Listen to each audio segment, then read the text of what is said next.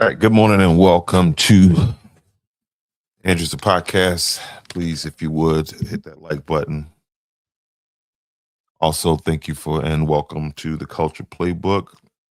If you are new over here, hit that subscribe button, hit that notification bell. You know the routine.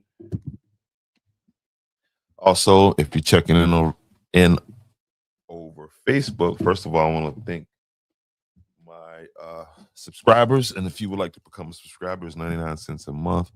And we welcome you because the support is definitely needed. All right, this morning we are going to talk about something that has been on my mind for a while, especially with this war going on between us. Well, this war that we've been dragged into between us and Iran. And we've been dragged in this war by Israel. And not a fan of the state of Israel. I am not in no means accusing all Jewish people of what I'm about to talk about now, but I'm talking about this homicidal, dictatorial um, group of thugs that occupy the Israeli government right now, and anybody that's in support of it, you you fall into this category right here. So, what we're going to talk about today is the fact that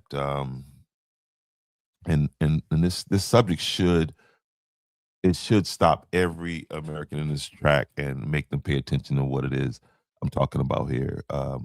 Recently, Israel's parliament just passed a law pushing the death penalty for Palestinians convicted of certain terrorism charges, and the execution method being discussed is hanging.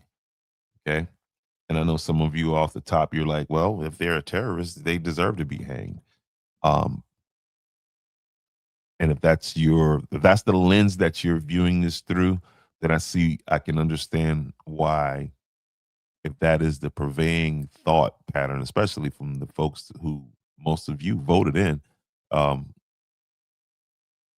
I could see why Israel runs America, because you got to be blind and stupid to follow the logic behind this whole thing here, especially when you start peeling the layers of the onion back.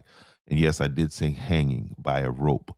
And as you can see in the picture on the screen, this man who I'll talk to you about in a little bit, he's prominently wearing a noose on his lapel, right? And this is who we're supporting as Americans, okay? Now, had he done this in America, oh my God, they would go crazy. Racism, you know what I mean? And but when it comes to Israel, you can't criticize, you can't say anything because you're anti-Semitic if you do. And I don't know what that means, and so I don't care. Okay. And again, this law, while it was being debated um in the Israeli parliament, some politicians didn't just support the law. They showed up wearing noose shaped pins on their lapels. One of the loudest supporters is this man that you see on the screen right here, Itmar Ben Gavir, a far right Israeli minister and a leader of the Atzma Yahudit party. Ben Gavir has literally worn a yellow noose pin on his suit to show support for securing Palestinians, for executing Palestinians under this law. And this isn't fringe symbolism. This bill passed the Israeli parliament with support from the governing coalition, meaning that this is the purveying thought in Israel. This is how they feel about these people. And again, some of you are still saying, well, what's wrong with that? These people are terrorists. They're killing these people. Okay. Here's the issue. These cases that we're talking about are often handled in military courts in the West Bank. where conviction rates are extremely high. And when I say extremely high, I'm talking 99.7% high. So now the question becomes, if you have a system where almost everyone is convicted and the punishment becomes automatic death, is that justice or is that something else? Is that another form of the genocidal behavior that the Israeli government engages in and that Americans support? Americans claim to hate this stuff, but we support. We're supposed to be against this kind of stuff, but we support it in the name of terrorism.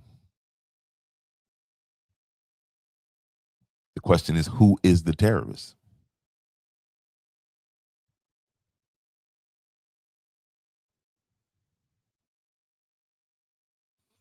And here's the part that most Americans don't know, right?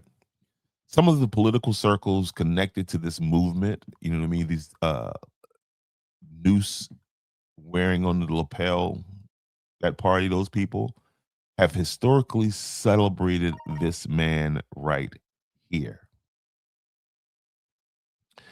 And who is this man? This man is named Barack Goldstein. And you see right there, 29 years ago, Barack Goldstein opened fired on worshipers in a cave of the patriarchs, killing 29 Palestinians. This changed the face of Hebron.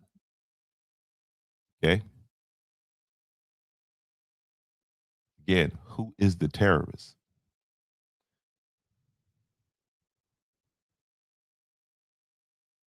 Goldstein was a Jewish extremist who killed 29 Palestinian worships at a mosque in Hebron in 1994. His grave became a pilgrimage site for extremists for years.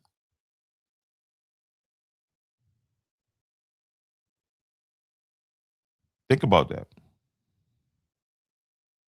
And then think about the word peace. And then think about whether or not there's any chance, any,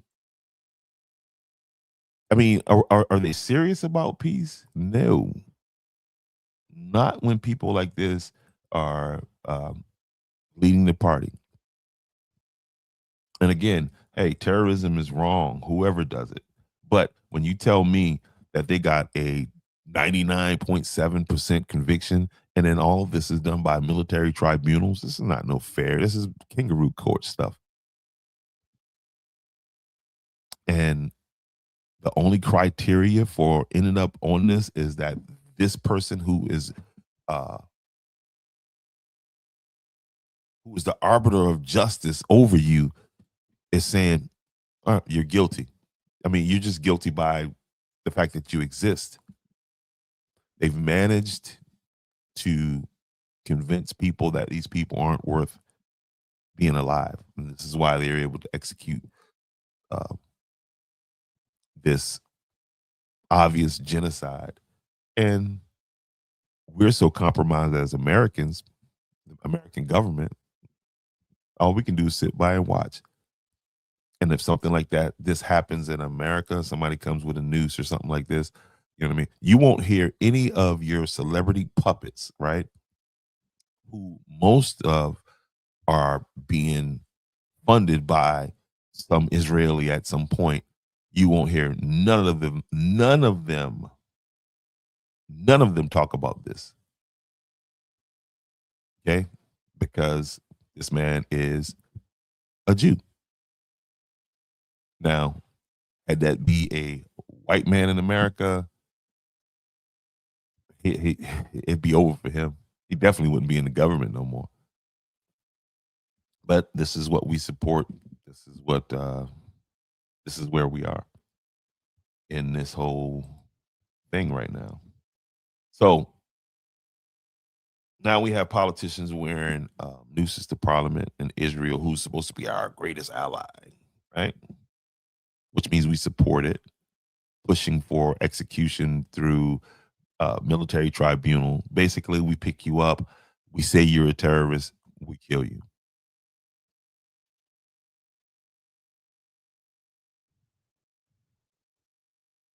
Um, and I guess at this point, the question has to be for the Americans. You know, it's a simple question that you got to ask yourself: if any other country on earth did this, would Washington be silent? And I think we all know the answer to that. At this point, I don't think Washington has a choice. I think our politicians are so corrupt that the only way they let you in is if they get some dirt on you. And so apparently they got dirt on all our politicians because none of them will speak out against this. None of them. So we know who run America.